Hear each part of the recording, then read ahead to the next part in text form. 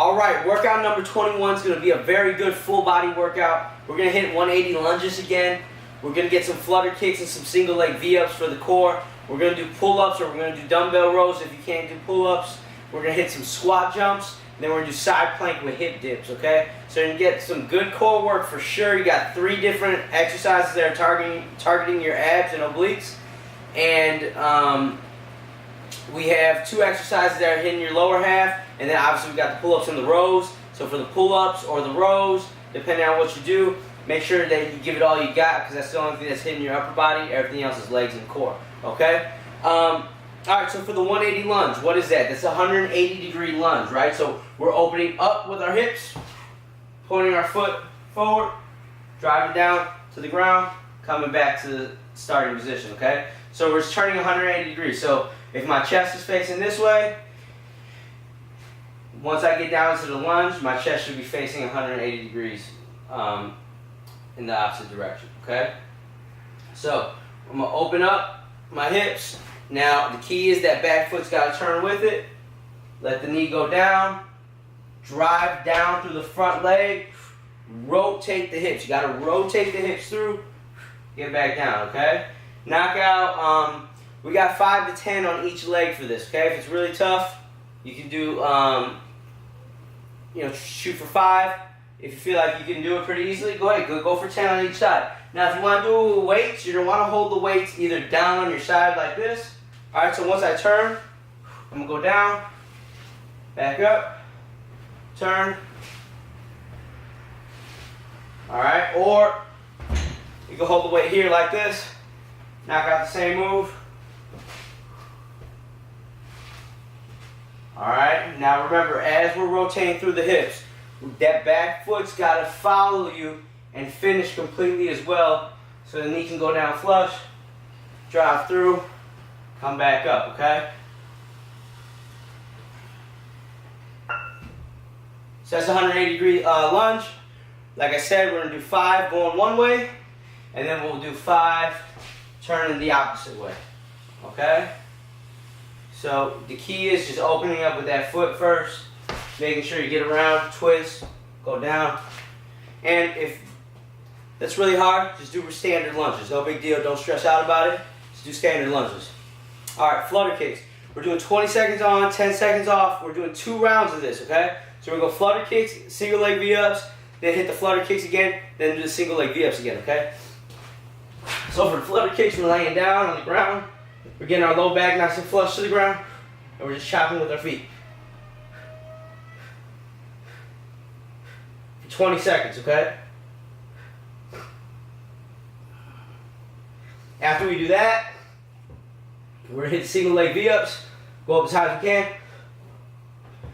And we're going to touch our opposite hand and foot, okay? So I'm going to have my left hand, touch my right foot. Right hand, touch my left foot. If you can't get up that high, that's okay. Go for your knee, your thigh, your shin, whatever you can get to, okay? That's no big deal. The key is trying to get that upper body up as well. And you're not just bringing your leg to you, okay?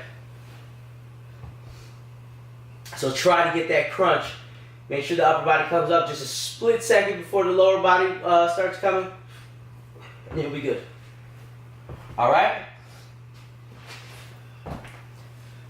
So we are knocking out that for 20 seconds as well. Then you're repeating. So then you're going back to the flutter kick for 20 seconds, resting 10 seconds, hitting the single leg V-ups again for 20 seconds. So that's going to hit the core pretty good, alright? Now pull-ups. If you have a pull-up bar, we're going wide grip. We're not going underhand, we're going overhand. A little bit wider of a grip. Driving straight up, okay? You'll knock out, what do we have here? 8 to 12 of those guys. If you don't have a pull-up bar or you cannot do a pull-up, grab your dumbbells. We're going to get nice and wide with our feet. Get our back nice and low and pull straight back this way. We're going to do a double arm row, okay? So back straight, pull those shoulders back, let those elbows squeeze behind your back, slowly lower it down, and you'll knock out, depending on what weight you have. You know, like I said earlier, This is the only thing that's hitting your upper body, so go heavy on these. If you have the ability and the option to get heavier weights, if you're in the gym, get heavier weights on this and go heavier with the rows, okay? All right, next is squat jumps. Squat jumps is all about the landing, okay? You want to land good. So you want to land nice and soft. Drive up, land softly. All right, so as I land, I'm making sure that I'm letting my hips sit back and my weight go back, okay? I don't want to put all the strain forward onto my knees, okay? So, you know, in the beginning, unless you're like a pro with squat jumps, you know, don't worry about it. But if you're still learning, don't try to jump super high, okay? Just get off the ground, land soft and deep into the squat, okay? And then as you get used to that and your form improves, you're gonna start leaving the ground higher anyway, okay? So, like I said, the big deal on that is you wanna make sure that you land softly, okay? So just sitting back, should be minimal noise. It should be, if you're hearing a lot of noise, hearing a lot of things shaking around the house, you might be landing a little bit too hard, okay? Try and soften that down a little bit. So for those, we got 10 to 15 of those. There's a lot of squat jumps. After the squat jumps, we got side planks with hip dips, okay? So we're down on the ground. We're gonna get our elbow right under our shoulder, legs nice and straight. Drive our hips up like a standard side plank. Then we're gonna let our hips lower to the ground, and then we're gonna drive the hip back up. All right? So we're gonna knock out 8 to 10 of these on each side.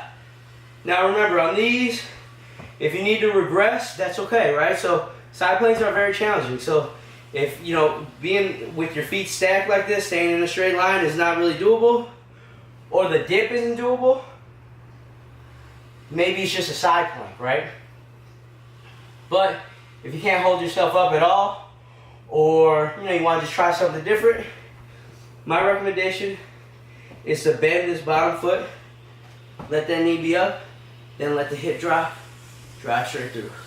So you're gonna get work, okay? Make sure that you don't let your hip here be too bent, okay? So you don't want, right, same way as a plank, right? Like on a plank, I want my hips to be nice and straight. I want my body to be nice and straight. Same goes for a side plank. I don't want my butt to be back while I'm doing the side plank, or my knees to be bent, okay? So try to keep the hips forward as much as you can. So back knee might be bent, but still keep the hip forward, keep this leg straight, and focus on pressing the hips forward as you do the dips, okay? You're doing 8 to 10 on each side. Another variation of the side plank is you can keep the bottom leg straight and get the get the top foot onto the ground instead, and press your weight up to there. Drive up that way. All right, lower down, press up. Okay? So that's 8 to 10 on each side. Once you're done with that, you just back up to the top with the 180-degree lunges. This is a good one. This is going to, like I said, hit the legs and the core, and then just try to go heavy on the upper body, all right? Good luck to you. Remember, these are workouts that you can do in your house, or you can do them at the gym. All you gotta do is just, you know, learn my way of writing the workouts, and you can take this with you to the gym and you can have something to do, okay? Come by Victory Training.